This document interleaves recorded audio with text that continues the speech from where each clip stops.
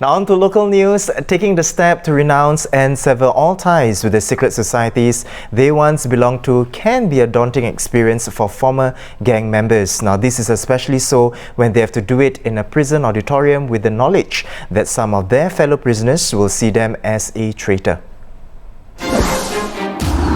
Behind the walls of Changi Prison, a ceremony takes place which is not often talked about because of what it can mean for its participants.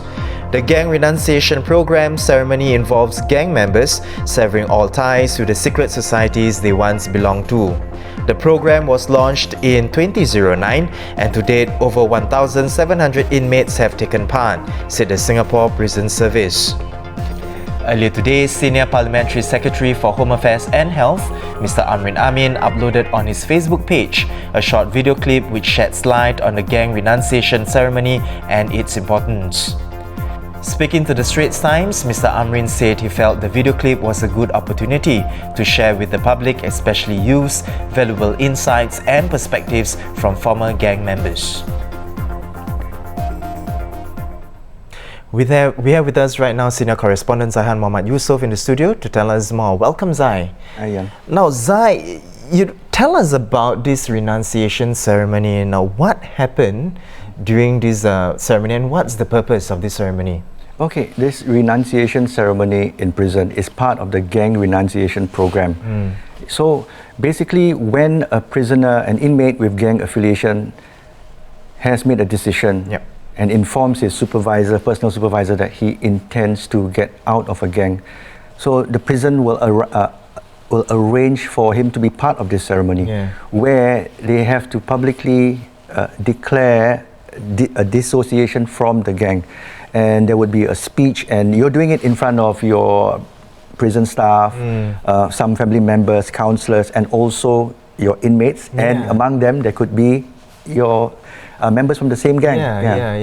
And Zai, you spoke to some former gang members, which of course you outlined the experience in your story as well.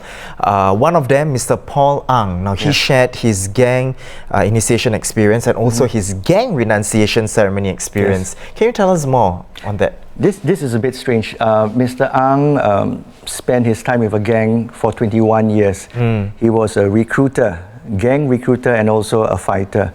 But in a twist of fate, he's now he's left the gang life, and he is a volunteer for prisons. And his job role now is to discourage gang members from continuing with their affiliation. And he recounted his experience when he was 17 years old. He was brought to a forest in Sembawang. There were 30 of them, all fresh recruits, and they had to drink blood from fingers when you prick, and into a bowl, and with rice wine, and drink and vow that you swear allegiance to the brotherhood. So it's really like a cult of sorts, Yes, but that's why I guess it is a little bit difficult for them to want to renounce their brotherhood, because they've been with these guys for the longest time, and then they make the tough decision that I have had enough, I want to leave. And in Mr. Ang's case, he shared that when I was in prison, he was in prison for about 11 years. Who were the ones who suffered most? My family members. So he had enough. He just wanted a normal life. But okay, so Zai, you mentioned that these former gang members, they say, it's difficult, right, to leave the gang or to dissociate from themselves from the gang, but they still do it. What are some of the reasons apart from family? Apart from family, some were angry that when they were incarcerated, who visited them? Definitely not their brothers, their gang brothers. No, it was their family. So they realized that their bonds were stronger with family rather than with their gang members. So it was all talk. So some of them left because they were angry. Some just wanted a normal life, a stable life, a job. That's it.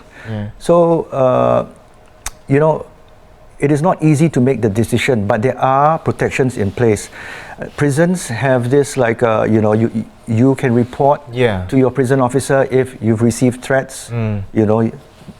Someone, it would be normal to get taunts, or maybe people jeering at you, saying that you're a traitor, you left the group, but that's normal. But once, if it becomes too serious, the threat becomes too serious, then the prison authorities would have to come in and they can be punished. Right. The former gang members can be punished for doing that. Zai, now let's talk about Mr. Amrin's video. He uploaded a video of this, and tell us a bit more. What is the video about, and what is the aim of this video? I think the video gives you a look. You always hear, as reporters, we've heard about gang renunciation in prison, in the prison, but to have a video to show you the space, the time where in an auditorium there are rows of inmates and also one man making that vow, giving his speech and telling the reason why he intends to leave the gang. It takes a lot of guts. We can imagine it, but this is a video that shows this ceremony happening. And not only that, I think what was more important in Mr. Amrin's video was he interviewed Sam. Sam has been in the gang for 37 years, secret society. For him to leave must have been a very difficult decision because he is at a senior level. But of course, people change. It's never too late to change. You may decide to leave the gang, not today, not tomorrow, but there will always be a time and a second chance to do so. Right. And Zai, of course, in the video as well, people get to see, as it were, the condition as well in the prison, I think, right? Yes. That's pretty standard. We've been in prison for visits and so on. I mean, you need to stay on the straight and narrow, and that's the last place you want to be. But I also would like to add that it doesn't end there with the renunciation. When you leave, there is an aftercare program where prisoners who have had gang affiliations, they will be checked. They would have friends to call on to for help, and also there's a number you can call if you receive threats from your former gang members. Like Mr. Ang shared with me, he showed this old piece of paper, this original piece of paper which he kept since 2009, acknowledging his gang renunciation ceremony. And in the list, there's a number to call, CID, basically, in case you get taunting from your ex-members and so on. So there is assistance for them. Yes, of course. Once they've renounced, and if they need any help at all, if they've been threatened, and if they've been taunted by other gang members, there is assistance for them. So they don't have, in a way, to feel scared of taking that step. If you're on the right side of the law, you're all right. Right. Now, thank you so much, Zai, for coming on to the show to tell us more about this. To watch the video, of course, you can check it out on Mr. Amrin's Facebook page. To read more on Zaihan's story, you can visit our website at straitstimes.com. Now, and those are the top stories for today. For more news and videos, of course, you can visit straitstimes.com. Once again, I'm Haryanto Diman. Thank you for watching The Big Story, and we'll see you tomorrow.